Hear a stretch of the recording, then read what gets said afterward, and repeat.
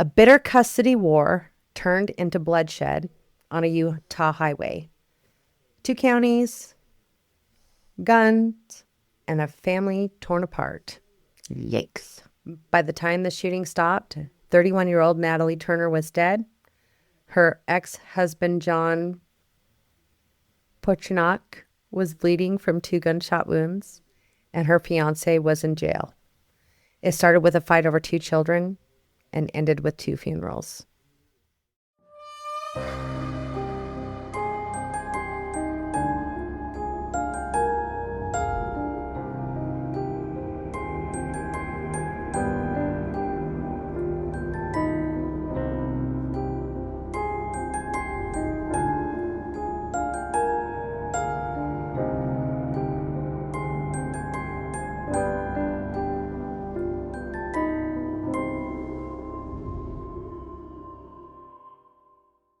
Welcome back to the Lethal Library. I'm Stephanie.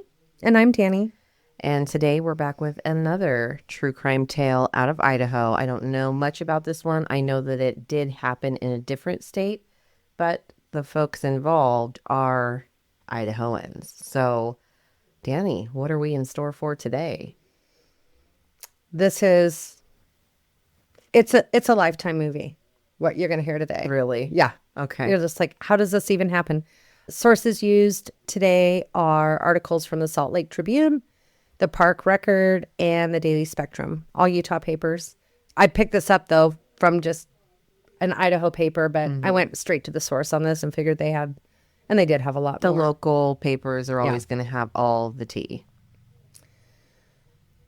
So this case is A mess? Yeah, it's a nasty nasty divorce with nasty custody battles, and it just turns tragic. This is why you got to keep your heads on, ladies and gentlemen, when you are getting a divorce, because you can fly off the rails, and then it's tragic. So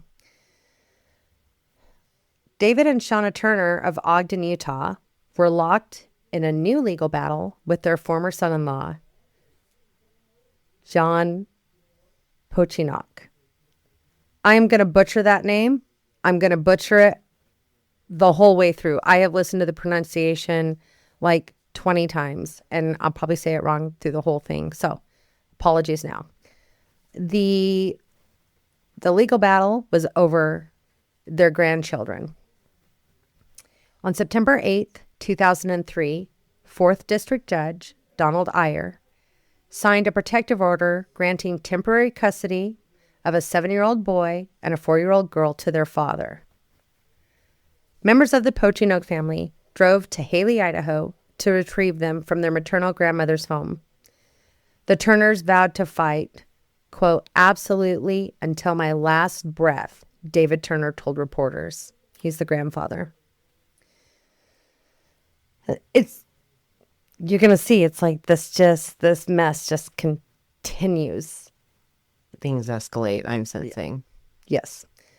The Turners claimed that they had been the children's primary caregivers since August 8th of 2003, and that removing them would cause emotional harm. John Ock, still recovering from 2 gunshot wounds beneath his heart and through his liver, argued the children needed stability and protection. Quote, the children are both registered for school in the Wasatch County area, and to the best of my knowledge, they're not attending any type of school since the Turners have commandeered them, his filing read. And so the Turners are his in-laws? Ex-in-laws. Ex-in-laws. So grandma and grandpa from children's mother. Yes. Okay. Just making sure. So the grandparents are Natalie Turner's, who is now deceased, parents. Okay. So. It's already a mess. It's already a mess. Yeah. Because I'm not, well, I know. But I mean. I don't know. You don't know why they had the children to begin with. Okay. So we're going to get into it. We'll get there. October 2003, the Turners petitioned 2nd District Court in Ogden for guardianship, asserting that their daughter's death and John's ongoing recovery made them the proper custodians. because he's recovering from those gunshot wounds. And I don't know the story yet, so my insight might be wrong here. But if I was the parent recovering in the hospital of a nasty divorce with my partner, I would not prefer my partner's parents to be. I mean, I think that's just kind of how it goes, you know. So, To quote Mrs. Doubtfire, they're his goddamn kids too. like, I'm healing in the hospital. You don't get to just, as they said, commandeer the kids. We'll see if I feel the same as the story goes on, but John counterfiled for a restraining order, saying that he feared for the children's, quote, physical, emotional, moral, and mental health and safety. His attorney, Rick Green, wrote that David Turner had allowed Natalie's fiancé, David Gaylor, a convicted sex offender, to live under the same roof as the minors. So the child's mother's boyfriend, Fiancé, was a convicted sex offender. Don't love that. And so he's saying, you know, it was with the Turner's approval, despite the fact that Gaylor was a convicted child molester and a registered sex offender in California and Idaho. Multi-state sex. I'm sorry. I don't like that one bit. No. So he's like, yeah, no. And if she's deceased and they were never married, I don't know how long they were together, but who the hell's this dude? Right. He's not family. Right.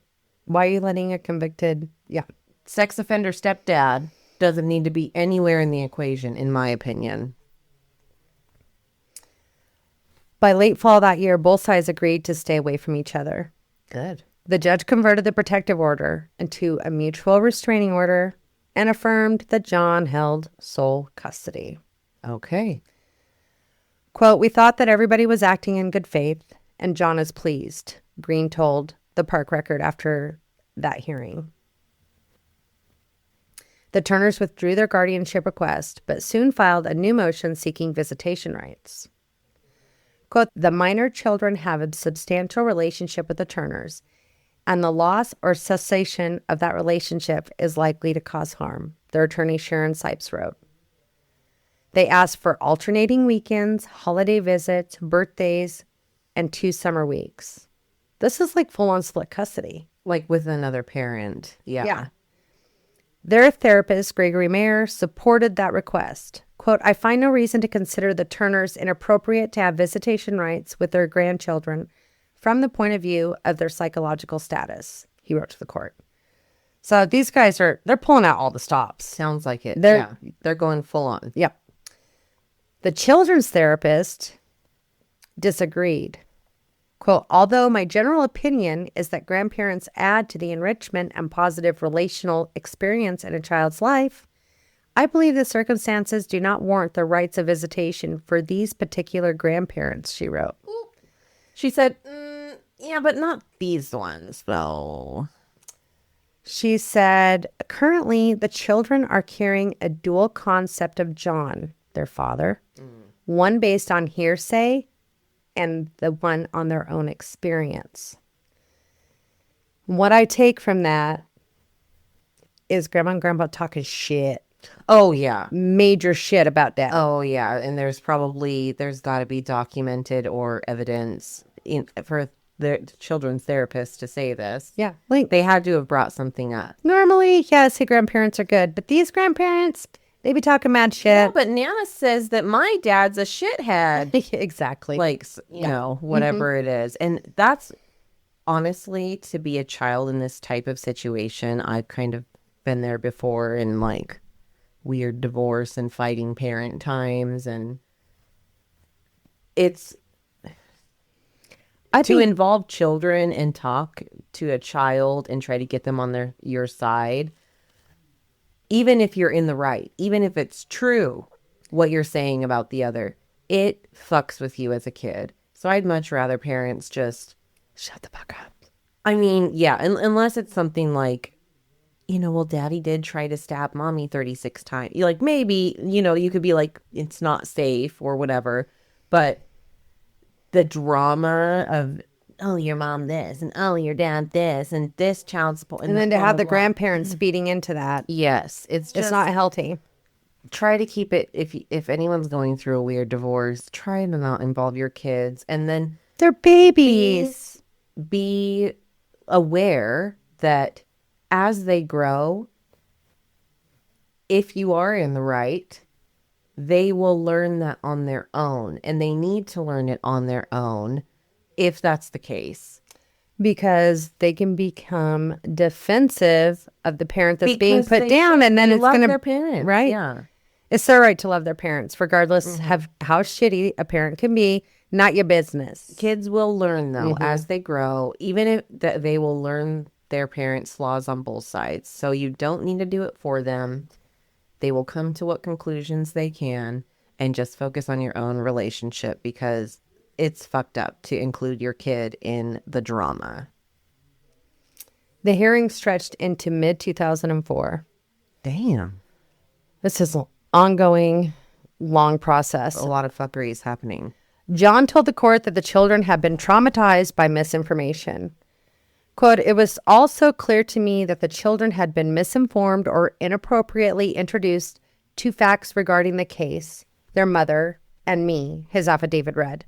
He said that they had suffered fear for his welfare and needed routine, not litigation. Well, and she is deceased at this point, right? So that, I mean, I can imagine he's in a weird situation of like, you're hearing all this about me, no matter what the situation is. And they're whether already it's right or wrong. missing a She's parent. dead. Yeah. And so even if she was wrong, what are you going to speak on their dead mother? Well, this is all coming from the grandparents. He's fighting for the grandparents wanting, they're asking for visitation, well, first custody, and then Yeah. some attorney probably said that shit's never going to happen. So let's Not go to the gonna next fly. thing, which is visitation rights. But they're asking for like normal, well, what I grew up with, like normal split Like what custody would every other happen, weekend. Yeah. So the Turners maintain that contact was in the children's best interest. "We're trying to do what's best for our grandkids," David Turner said outside of the courthouse. They requested phone calls, notification of school events, and the chance to celebrate birthdays. That's a little bit more reasonable. And John's attorney argued that while John was open to the occasional visits, structured court-ordered time was not appropriate. And I feel like that too, because as a parent, I mean, I think we all have one problematic family member at least. Like, what if your sibling, your brother, your sister wanted to do this? And yes, typically it does enrich a child's life. But what if you're like, I'm sorry, no, like my weird ass brother isn't going to get court ordered. Or if you have a toxic parent, like to be court ordered for as a parent for your kid to see anyone that's not the other parent. Yeah. The other parent, sure. Anyone else? Who the fuck's going to tell me that I have to take my kid anywhere? Like, that's weird to me. Well, what his attorney said, this is golden. I love this. His attorney said, "John will do what's in the best interest of his children." Yeah, so like, yeah, we can consider visitation, but I'm not going to be court ordered. So quit fucking this up for yourselves, because that's how I would be. I'd be like, you're just making this way harder for me to even let them see you. Yeah. Come spend a week with you in the summer and, hang out on birthdays. Like, you're making it so awkward. Creating a total shit show.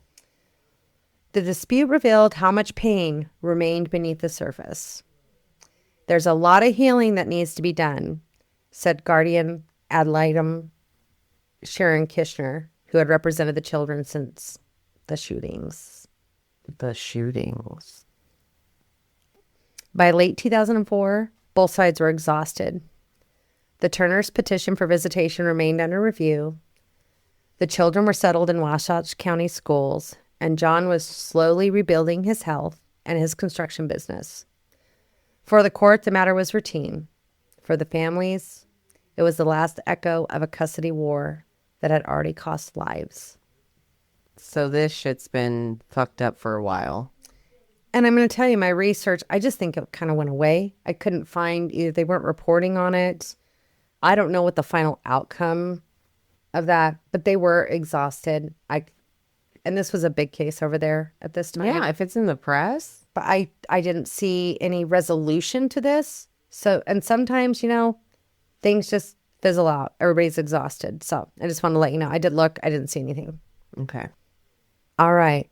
So I started out with the ending. Mm-hmm. Let me tell you why they How got did we get here? exactly. Yeah.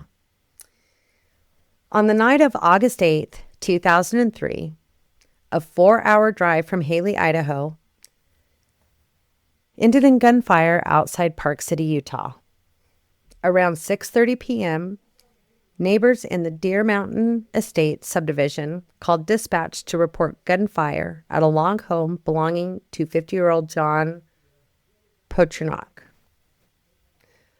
The property 6 miles east of Park City was one of several luxury cabins built by John's own company, Natural Choice Construction.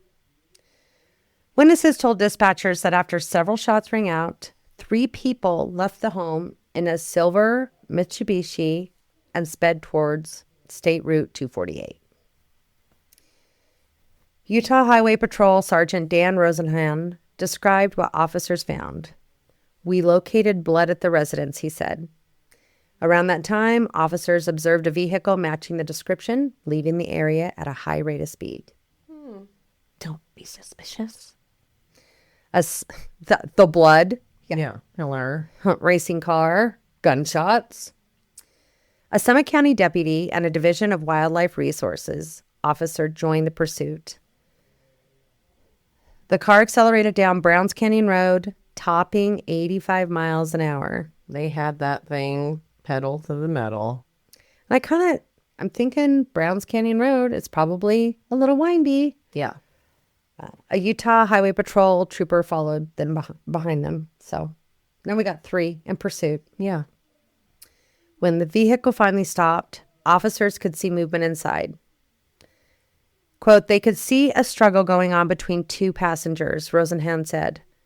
Commands were issued, but the struggle continued. 2 shots went off inside the car. Oh my gosh. Then the passenger door opened. What? Can you imagine? And are they moving or stopped at this point? They've stopped. Oh my gosh. 31-year-old Natalie Turner stepped out of the car, bleeding from the head and holding a .357 caliber revolver. Oh shit. Natalie ignored commands to drop the weapon. She raised the gun towards the 3 law enforcement officers that were about 45 feet away. The Summit County deputy fired a shotgun loaded with buckshot, and the wildlife officer fired once with a .40 caliber handgun. The highway patrol trooper held his fire. Turner fell to the shoulder of the road. The revolver landed beside her. Medics pronounced her dead at the scene. Oh, this is not good. What in the fuck was going on in that car? And you just listen. You can't take a candy bar out of your pocket if the police are pointing weapons at you. You certainly can't point an actual gun. And listen, you just can't. Like, That's no go. you could sneeze wrong, and a certain, some officers have no fucking self-control, and so yeah, pointing a gun, it's never gonna end well. Inside the car, officers found Turner's ex-husband, John, slumped in the back seat with 2 gunshot wounds to his torso. Oh no shit. One beneath the heart, another through the liver. He was conscious but losing blood. This is wild. The driver, 31-year-old David Gaylor of Haley, was pulled from the car and arrested without incident. Who the hell are you, David? Officers from Summit and Wasatch County tried piecing together what happened. The car was riddled with bullet holes and streaked with blood. Yeah, what's happening in this fucking car? Inside, I'm not smiling. I'm smiling because, really, what a fucking mess, right? Yeah, botched, whatever the hell anyone was trying to do, it did not go to plan. This is not working out. No. Inside were the spent shell casings from a .357 revolver and signs of a violent struggle. Detectives from both counties examined where the jurisdiction lines divided the evidence. Quote, "The crime scene spanned 2 counties," said Sheriff Dave Edmonds. We had to work together from the start. Utah Highway Patrol troopers logged the position of every casing, measured the distances between the cars, and collected the revolver for ballistics. Hospital officials confirmed that John underwent emergency surgery through the night. He had been shot twice, with the bullets passing just under his heart, but through his liver. And the other one went through his liver. Gnarly. Surgeons removed fragments and repaired internal damage. He was listed critical, but expected to survive. Here we go. Yeah, what in the hell happened? Long before the gunfire, the relationship between Natalie Turner and John had already begun to collapse under years of mistrust and courtroom strain. Their marriage once looked ideal. Turner, born and raised in Utah, graduated from Weber State University at 19 with Woman of the Year honors. 19. Smart as hell. She met John through her work at an advertising firm in the early 90s. He was nearly 20 years older. He was a Park City home builder known for his log cabin craftsmanship. He also did gourmet cooking and poetry. Yeah, sounds ideal. Both of them. They married on June 5th, 1993 in Deer Valley. Friends remembered it as a lavish and picturesque wedding. I bet. I mean, he's a home builder. She's smart as hell. Like, probably had some... Did you say what job she had? Did she have a job? I don't know. She was working at an advertising firm. Oh, that sounds like money. And afterward, they honeymooned in Paris. In Paris. For several years, the couple appeared happy. They had a son and a daughter. But the strain of raising two small children and running their businesses began to show. By 1998, they were arguing over finances. John accused Natalie of taking on excessive debt through her business, Herbs for Health, on Main Street in Park City. You know this is she if it's in Park City. Yeah. He said she forged his name on loan documents and credit applications. Oh. In fact, read his 2000 affidavit, Natalie had forged my name on numerous bank documents, credit card applications, contracts, letters, and the like. And I was being contacted by her creditors as though I was personally liable for those debts. If you're married, you kind of are. I know. She accused him of physical abuse and emotional cruelty. In an affidavit dated October 30th, 2000, she wrote that the couple had separated that August. Quote, at that time, John had physically attacked me, she stated. John has contacted hotels to find out if I've made reservations. He's contacted local law enforcement agencies and disparaged me. Police were called to the home more than once on domestic disturbance reports, but no criminal charges were ever filed. Natalie filed a protective order on August 25th, 2000, alleging that John had assaulted her and dragged her from the house in front of their son. This is a nasty divorce. Yeah, I'm not liking it. Clearly very toxic. The divorce process began the following month and stretched into 2001. Both parents accused the other of being unfit. Court records show multiple evaluations by psychologists and social workers. One evaluator wrote, quote, unfortunately, John and Miss Turner's mutual animosity has caused them to spend the majority of the last 2 years throwing mud rather than working together to raise their children. Yikes. Still, both were found to be adequate parents. Except for the mudslinging and the name calling. They're just digging in, both of them, it sounds like. And I've seen that. I've done that. Not in a, I've never had like a. This episode brought to you by our biggest fan. Come on in, Adam. Which way should I go? Should I go Whichever way you want. Say what you need to say. A round of applause for our biggest fan, Adam. Adam is one of our biggest fans. Wow. You know what, Adam? Have a seat. Say what you need to say. I don't even really have a whole lot to say. I just want to say, I don't know. You put me on the spot. Yourself on the spot. Hey, you call me. I'm ready to have it. Did you hear any noise? No. It was you quieted it down. Adam did quiet it down. Because this was brought to you by Drunk Boys in the Garage. None of the men in our lives have inside voices, and so when they're on Absolutely not. Absolutely not. I'm gonna have to edit the phone. Hey, I'm just saying. Hey. Yeah, I'm looking at you, motherfuckers. Hey, thank you for allowing me to be up here, ladies. Biggest fan. Cheers. I am your biggest fan. This is pretty awesome. I hope this makes cut. Make a TikTok. Yeah. And I would like a little more shout outs to number one fan. You know, all y'all. We have done it before. I only had one, and I'm the only one that listens to all of the episodes. So I would like to. But you You know know what? How about this, Adam? You get a Lethal Library tattoo. We'll shout you out every single episode. A Lethal Library tattoo? Walking billboard advertising. I don't know, man. That. Are you I'll the for number one one. fan or are you not? I'll sleep on it. Okay. I think I can put like a little LL somewhere. Yeah. Have you seen our shield? It's pretty cute. Did you say right? Yeah.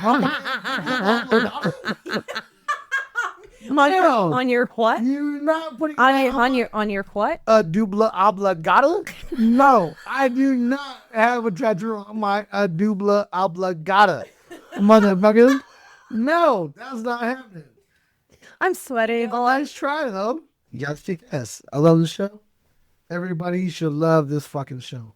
If you don't like me saying fuck you, fuck you. You don't deserve to even listen to this shit. You heard it here first, folks. If you like it, great. If you don't, fuck you. Yeah. And I'm gonna say it right now, live on air.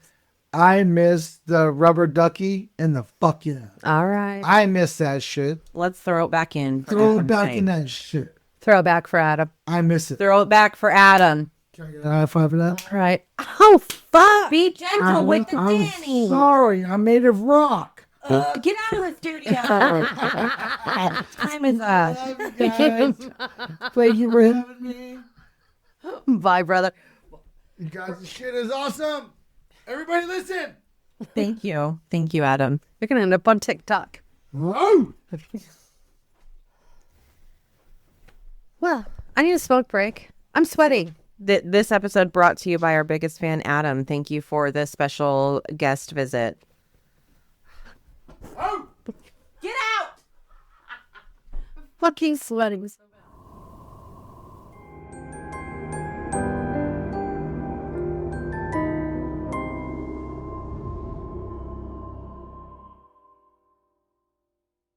One evaluator wrote, quote, "Unfortunately, John and Miss Turner's mutual animosity has caused them to spend the majority of the last 2 years throwing mud rather than working together to raise their children.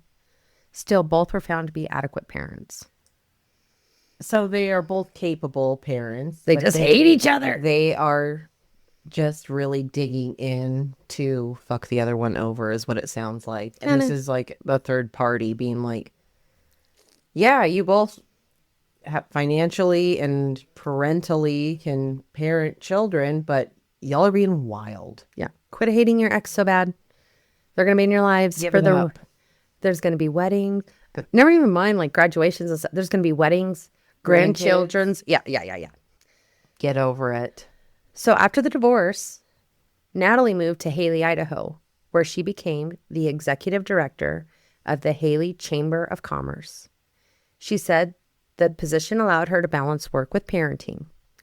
John stayed in Park City, because that's where they lived, expanding his construction business and working on homes in the posh Deer Mountain Estates development. Ooh, very posh. These guys had money. Yeah. Well, a home builder, and he's and she's in advertising agencies or whatever. Like, Well, now she's a director of the whole and chamber. Haley is yes. Is it close to Sun Valley? Yeah. So, for those that don't know, Sun Valley is the place to be if you're a millionaire, billionaire. Mark Zuckerberg, several celebrities. Aaron Paul, Idaho native, played who on Breaking Bad? What's his name? Jesse. Breaking Bad. He has a gorgeous cabin there that was featured on the Architectural Digest. I want it. And also Bruce Willis and I'm not sure if it's right, they Haley. They do like a conference there every year where everyone brings their private jets and to do this like tech conference. Yeah. Very bouge. So, but this distance reignited the legal war. Oh, I bet. John argued that Natalie's relocation violated their custody agreement and limited his visitation. And the court agreed. I think that is fair. And 4 hours is far. And it makes it very difficult. And again, especially for the kids. I know people got to do what they got to do. So you can't really fault someone for having to move, whether it's for a job or whatever, or just wanting to be. I understand it. But there's a reason that a lot of times the courts will say, no, not without a previous agreement or some type of concession. On August 4th, 2003, 3rd District Judge Bruce Lubeck found Natalie in contempt of court for living out of state. Oh. He gave her 30 days to relocate closer to John or face 30 days in jail and a $1,000 fine. Oh, that's not good. I can't imagine being other. Listen, I don't want to move ever. Tell me I have to move in 30 days. She moved. She did. But I mean, I can, because this is August 4th of 03. The craziness happened the 8th. Mm-hmm. So I'm already seeing. It's escalating. She's feeling the pinch and the pressure. Mm-hmm. And I don't know what happens next, but I'm eager to hear it. The judge also warned that if she did not comply before the school year started, very soon, that's like the end of August. Right. That's less than 30 days, probably. Custody would be transferred to John. Oh, there's too much at stake. During that same hearing, the judge ordered John to pay nearly $6,000 in back alimony and set child support at $927 per month. So they're both not happy. They're both not doing what they're supposed to be doing. They're both being crazies. They're both getting consequences. Escalation city. In a letter to the court, Natalie wrote, quote, "While the clock ticks and our case grinds slowly through the legal process, I am forced to live in the real world. The burden of feeding, clothing, and providing shelter for my children has fallen square upon my shoulders. This is not about responsibility I should bear on my own." I kind of feel, and I don't know if she moved first and then he withheld child support, or if he was withholding child support so she just took a job that she could get. I don't know. But you see the whole just tit for tat. Stabbing and mudslinging, yeah.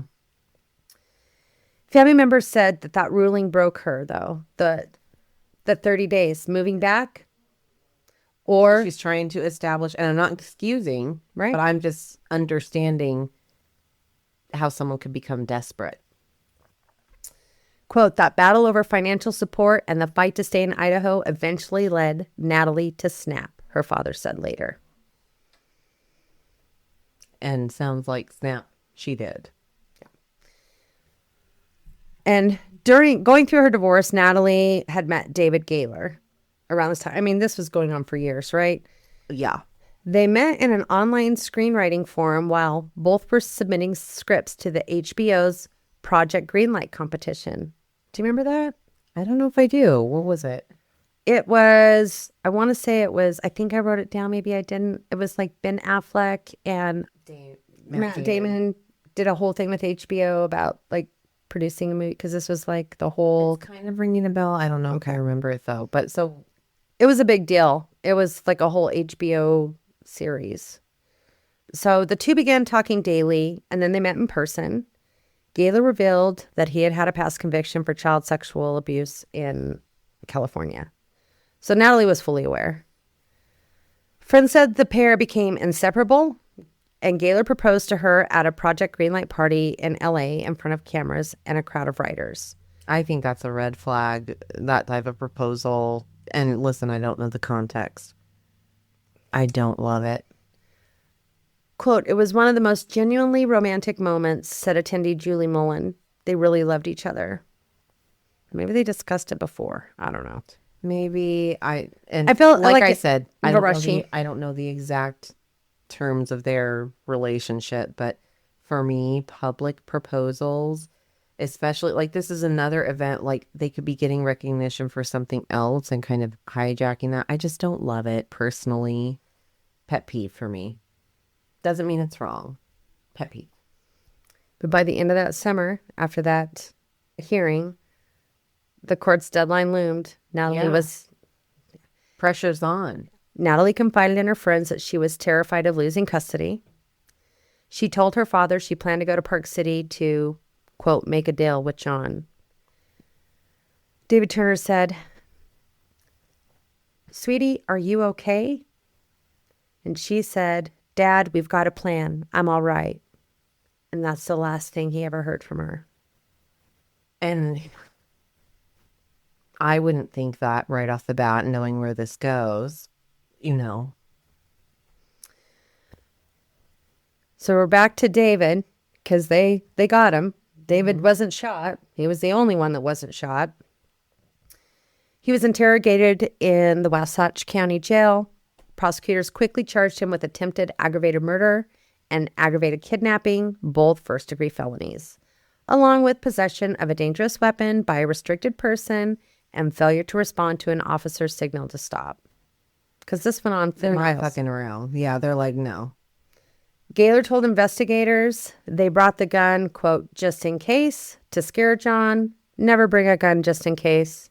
Never works out well. And never point a gun unless you plan to shoot. Like, this was a shit show waiting to happen. But the investigators believe they came to kill John. There's simply no question in my mind that's what's going on here, Sheriff Edmonds said. It was a premeditated, attempted homicide. It was their plan. I don't even know everything, but I can see, putting myself in her shoes, I can just smell the desperation. Absolutely. Back in Haley, the news stunned colleagues at the Chamber of Commerce.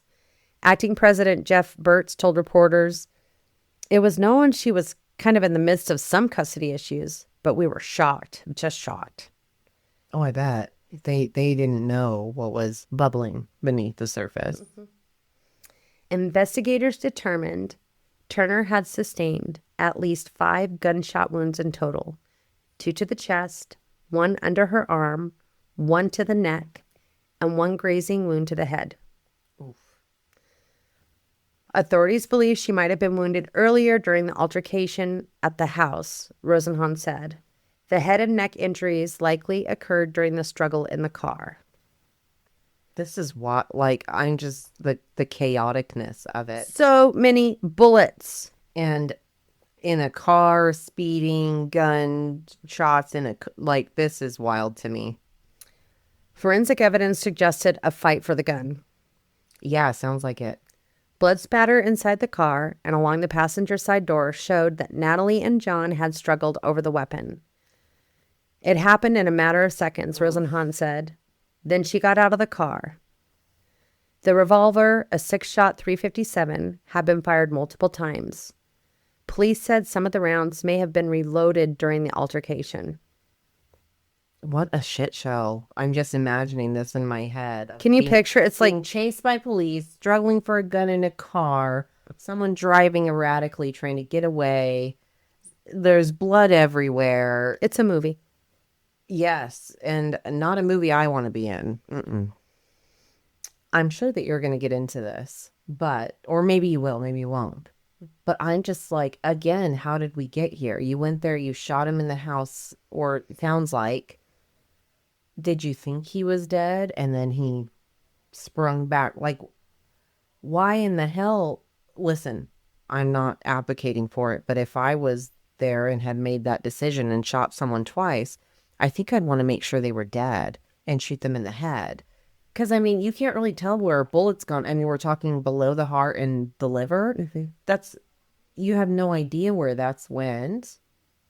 Like, how is this happening in a car in a police chase? Poor planning. Like I said, I told Dani this earlier when we were on a break, but I'm just like, this is a woman that graduated when she was 19 from college. It sounds like this was very messy. And again, not advocating for it, but honey, where was the planning? The bar is higher for me with women And so it's just like, what's going on here? Wasatch County Attorney Thomas Lowe filed charges on August 28th. Quote, authorities say Natalie Turner and Gaylor went to John's log cabin-style home with the intent to kill him on August 8th, he told reporters. Yeah, sounds like it. After the chase and shootout, police found John bleeding from the 2 gunshot wounds in the back seat of the car driven by Gaylor. So he's talking about the charges against Gaylor. In an interview from jail with the Salt Lake Tribune, Gaylor maintained his innocence.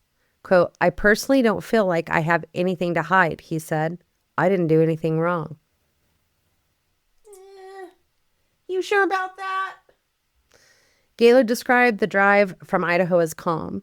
Quote, she was a little bit nervous about going down there, but was not anticipating what it turned into. Neither of us were, he claimed. He had stayed in the car while Natalie went inside to talk to John. Quote, I heard shots and went in. John was on the ground bleeding. Gaylor said they both helped John into the back seat to get him medical help. But investigators saw a different story. Quote, despite statements suggesting Natalie and Gaylor were taking John to get medical attention, I believe their intent was to finish off the job and go dump the body. Yeah, somewhere else. Because honestly, if he would have just got him to get into the car and could have murdered him elsewhere, that probably would have been the best. Because then who knows where he went? No blood at his house. Yeah, and if so, why wouldn't you stop for police and be like, help us, escort us, right? The hospital, please. Let's put on those fucking lights. Let's go. Went through 2 counties. Looking, he's bleeding. Unless you know that he's gonna be like, yeah, because these motherfuckers shot me. Sheriff Edmonds said, quote, it was premeditated attempted homicide. Records confirm that Gaylor was a registered sex offender. Ew.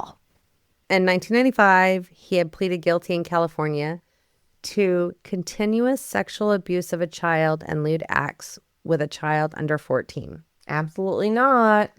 Nope. Nope. And of course, that conviction made his possession of a firearm a second-degree felony under Utah law. Yeah. Immediately no. When Gaylor appeared in 4th District Court on August 29th, Judge Donald Iyer read the charges aloud. Quote, do you understand the charges against you? The judge asked. I do, Gaylor replied. His attorney, Todd Utzinger, God, these names are killing me today. Todd Utzinger told the press afterward, quote, he is mourning the loss of Natalie. He is under personal stress worrying about how her kids are doing. I know this might take some looking back for you, but just for some context, because I know that this was a concern of John, is that this motherfucker was still around, this sex offender Gaylor. Mm-hmm. How long were they actually together? I am not sure, actually, and that disappoints me that 2 years or less? No, it had to have been less than 2 years. Who the fuck is this guy that wants to still be in the kids' lives with the in-laws? I'm sorry. I don't know the whole story yet, but I'm just like, move on, buddy. Like, there's no way that you have a bond with these kids that you need to be around them. You fucking creep. Like, Kind of, yeah. I don't like it. Yeah. The bond was at $100,000 cash only for Gaylor. Prosecutors said the case might also draw some federal interest because Gaylor had carried a firearm across state lines. They're going to get this fucker. You're fucked. Quote, that combined with the fact that the man is a convicted felon has piqued the interest of the U.S. Attorney's Office. One that he gave an interview that's like, I don't think I did nothing. What? You're a fucking felon, bro. No. In Utah, investigators portrayed Turner and Gaylor as conspirators in a botched murder plot. In Idaho, friends saw them as a couple overwhelmed by years of custody warfare. Brian McNeary, the chief of police in Haley, said, quote, it upsets me because I knew her. We had no negative dealings with Turner or Gaylor. And that's what is so unfortunate is, yes, you may be in the right. Yes, you may be, things get fucking messy in relationships. But John didn't try to kill her. And maybe he didn't try to kill her yet. Who knows? It sounds like this could have escalated to craziness on both sides. But you can't go around trying to murder people about it. Can't murder Like about that, it. you lose all credibility at that point. Like, I don't, it sounds like everyone agreed that they were both playing very dirty and being incredibly shitty to each other. And John was winning in court, and that's where you see the desperate. He was winning. And the 30-day, Yeah. or lose custody. Like, it'll be automatically given to him. Yep. Yeah, panic. That was her worst fear. That was her worst fear. She was trying to establish herself. Again, not an excuse, but y'all gotta not dig your heels in about this shit. Like, you have to find a way to compromise. And I know how it is when you have a very tumultuous ending, but can't be doing this shit. This is what happens. the autopsy confirmed what officers had reported at the scene. Turner died from multiple gunshot wounds, at least 2 of which were inflicted by law enforcement officers. So she may have been shot by him. The medical examiner noted injuries consistent with a violent struggle before she exited the car. By the end of August, the case file grew to hundreds of pages, split between Wasatch and Summit counties, because they're dealing with 2 counties. Dual counties always makes it a mess. Quote, "We're anxious to go, but out of the respect to other agencies, we'll wait," Lowe said of the decision to file federal charges. Edmonds added, "Using evidence from a crime scene that spans 2 counties, investigators are putting together a puzzle they hope will reveal what occurred that night at John's home and what led to John's gunshot wounds, Turner's death at the hands of deputies, and Gaylor's arrest in connection with the incident." So much messy. And everyone wants to get their ducks in a row. So the autopsy, Turner was struck 5 times. Shit. Authorities said she died instantly. Edmonds told reporters, quote, "That is the scariest thing you can encounter as a peace officer, an armed assailant." Yeah. Wasatch County Attorney Thomas Lowe reached the same conclusion. According to Natalie's father, Gaylor shot him. He said, "The case has been fully investigated and Wasatch County will not charge John in the matter." The investigative report reconstructed the final struggle inside the eclipse. Oh, so what happened? Quote, "John was bleeding significantly from 2 gunshot wounds. During the struggle, John apparently obtained the .357 handgun and fired several shots inside the vehicle at Natalie, Chaos. with some of them striking her. Dashcam video from 3 patrol vehicles recorded the moments before Turner stepped out of the passenger door with a revolver."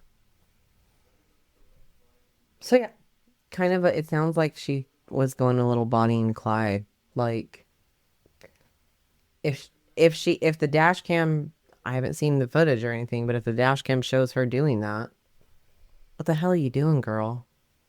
it was not pretty. "John was the victim here," Edmonds said at a press conference. "The evidence supports that this was a premeditated attempt on his life by Natalie Turner and David Gaylor." The sheriff added that his department's review board has already exonerated the deputy who fired the shotgun. Quote, "We don't anticipate any problems with that at all." So they're saying, they're clear. There's no They're clear on the guys. foul play. Yeah. David Turner did not agree. The Ogden father said Utah Highway Patrol investigators told him the video showed John shooting his daughter twice. "They see very clearly that John shot Natalie," he said. He believed John should be charged. I'm sorry. If I've been shot twice, how is anything after that not self-defense? What do they say? Never go to the second location. If I get the gun, you shot me twice and I get the gun, I fucking started blasting. Like, if I Can you imagine? And listen, once again, the dash cam isn't going to show what happened in the car and everything, but from what I have heard, if you have been shot twice and are lucky enough to Obtain somehow the gun? get the gun, I'm shooting everything everywhere. I am pulling that trigger and because that doesn't happen. That doesn't happen. And so if that John was even still alive after being shot twice. yeah, almost in the heart. Yeah. And so, no, I am clawing my way back from hell, bitch. You better believe it. Well, David Turner said he believed that John should be charged. Sorry, Dad. That's her dad, right? Yep. I'm so sorry. But in what world? Absolutely not. He said, we just want to know. We know there wasn't any time for any investigation. We're outraged. He was literally shot at his house. Listen, I know a parent's love. I know he wants to ride for his daughter, but this just sounds ridiculous to Little me. common sense, bro. How in the hell? If it was the other way around, would you say that she needs to be charged? If he had shot her twice and was driving her somewhere that she And then didn't know, she got the and gun? wouldn't pull over for authority. If you really help me get to the hospital, bro, put those red and blues on for me. Are you shitting my dick? I'm sorry. I get the fatherly love, but you got to have some. We have to be based in reality here. John's family remained mostly silent. His adult daughter, April, told reporters that her father was doing phenomenally well and that the family was focused on gaining full custody of the children. Quote, he has full custodial rights of those kids, she said. He had multiple gunshots in multiple different areas. These organs were removed and repaired. She said surgeons had repaired damage to his liver, spleen, kidneys, intestines, and other abdominal organs. Yeah, he was fucked up. And just so you know, April, because John was 50, he had older children. Mm-hmm. So April, I believe she was 20, in her, at least her early 20s. So sure, she was an adult. While prosecutors built their case, Gaylor sat in the Wasatch County Jail writing letters to Turner's family. According to David Turner, quote, he was very genuine and very sweet. He worshiped my daughter, and he probably ruined his life because he worshiped my daughter. So let him around the grandkid. Like, what? Just after 3 p.m. on September 1st, 2003, an inmate inside the Wasatch County Jail noticed something wrong. Through an opening between the cell block and the bathroom wall, he saw the bottoms of a man's feet hanging. Guards rushed in, cut down 31-year-old David Gaylor, and began CPR. Sergeant Jeff Winterton later described what they found. Quote, Gaylor had tied a sheet to a top rail, he said. Deputies cut him down, CPR was performed, and his pulse was established before he left the jail. Gaylor was airlifted to the University of Utah Health Sciences Center in Salt Lake City.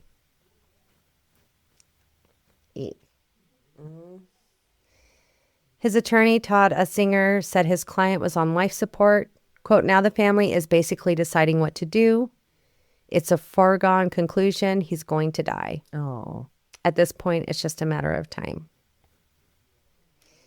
The next day on September 2nd, Gaylor's family authorized doctors to remove life support.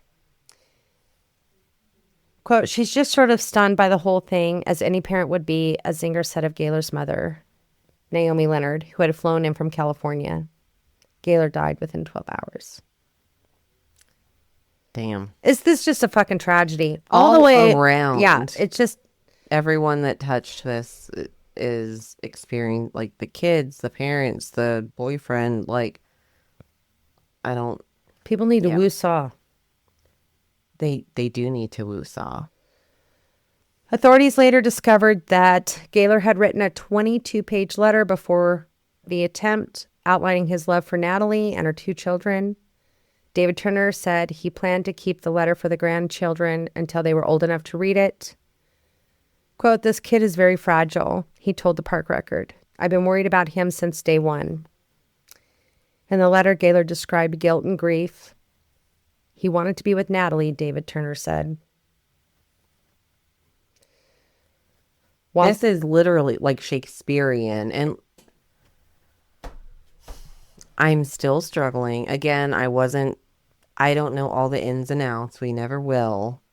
But for the father of Natalie to be like, I'm keeping this for the grandkids, for my grandkids, her kids. Mm-hmm.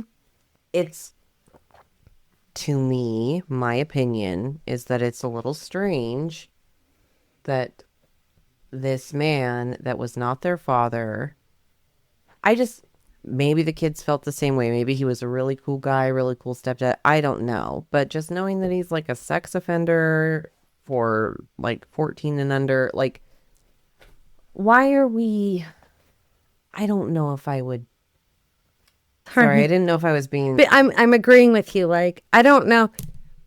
Shit. Yeah, It's just from the outside looking in, and that's what we're doing.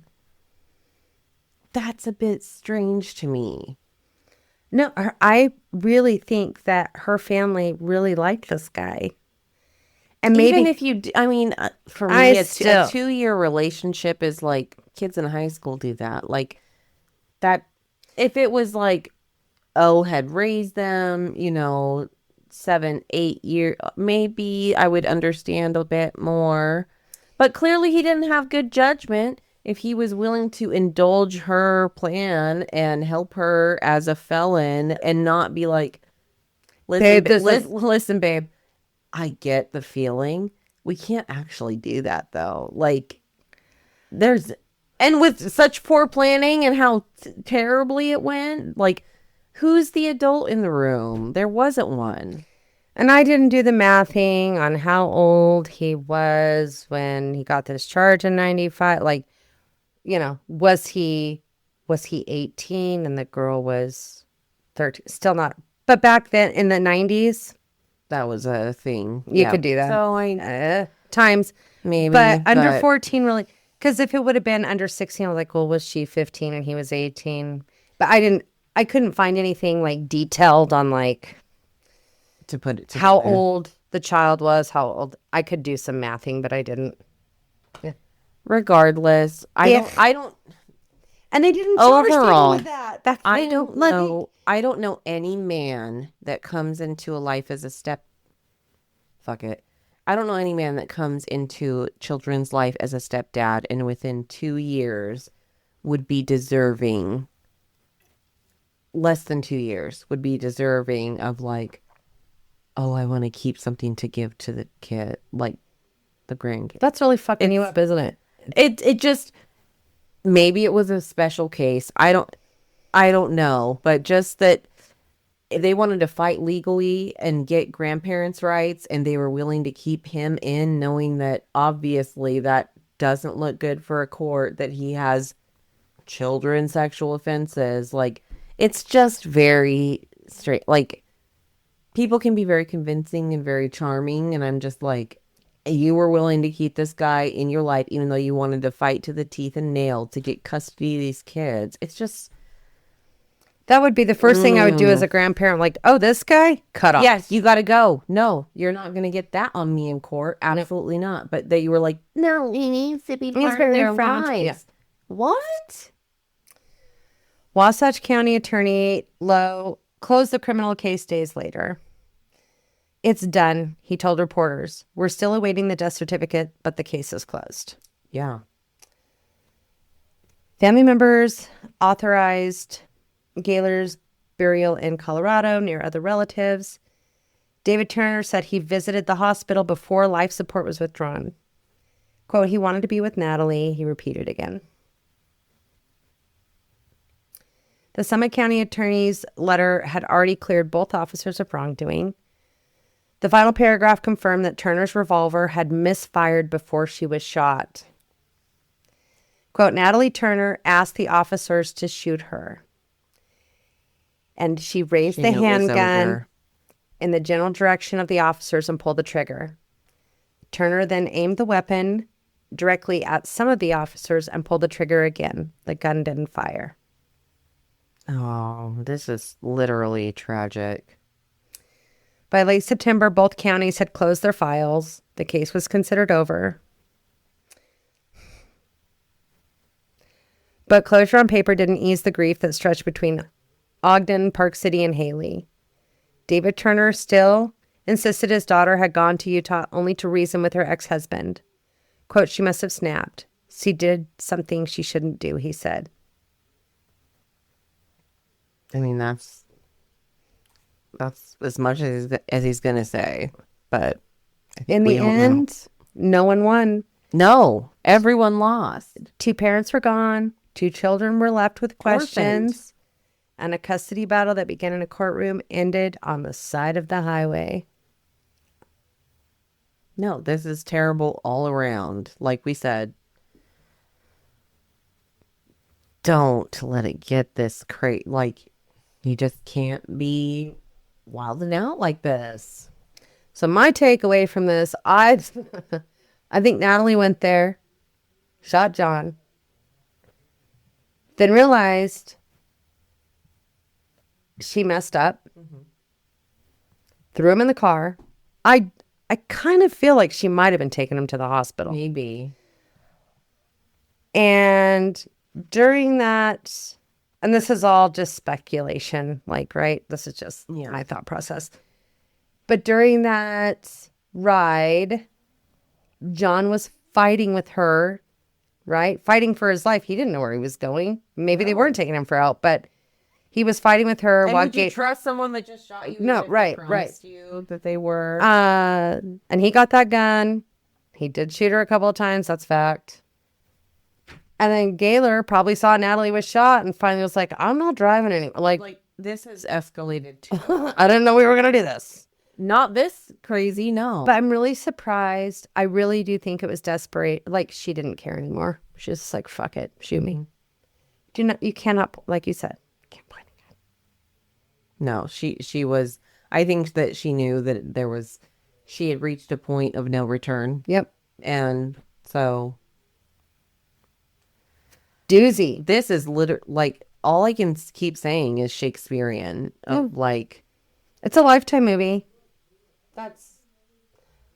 I started reading. I'm like, what? What?